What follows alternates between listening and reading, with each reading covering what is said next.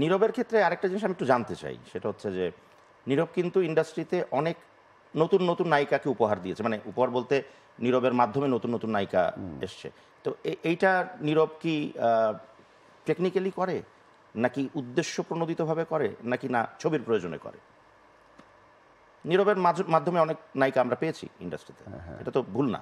আমি মুসে 4 নম্বর অপশন হবে, দোয়া করেন দাদা।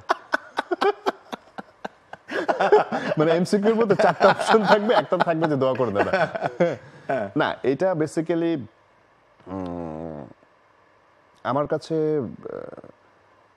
মনে হয় যে ক্যারেক্টার মানে যেমন আসলে আমরা চাই, সেটা হচ্ছে আমরা তখন মানে যে কয়টা নতুন হিরোইনের সাথে কাজ করেছি, আমার কাছে ওই ক্যারেক্টারটাকে আমার মনে হয় যে তার মতো করে কে হতে পারে, সেই জায়গা থেকেই কিন্তু আসলে নায়িকা সিলেকশন করা। এবং দেখবেন যে যাদেরকেই মানে আমি মানে প্রথম ইন্ট্রোডিউস আমার সাথে হয়েছে, তাদের কিন্তু কেউ আমার পরিচিত না।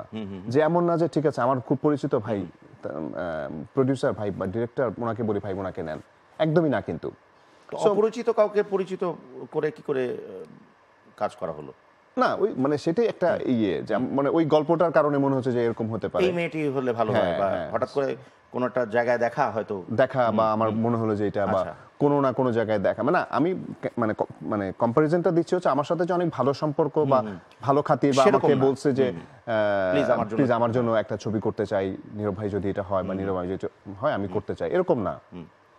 সো এটার আসলে স্পেসিফিক রিজন নাই, ওই গল্প বা মানে আমার মনে হয় যে নীরব ইন্ডাস্ট্রিতে মানে এই ব্যাপারে অনেক ভূমিকা রেখেছে, অনেক নায়িকাকে নীরব উপহার দিয়েছে, এই জন্য নীরবকে অনেক অনেক ধন্যবাদ।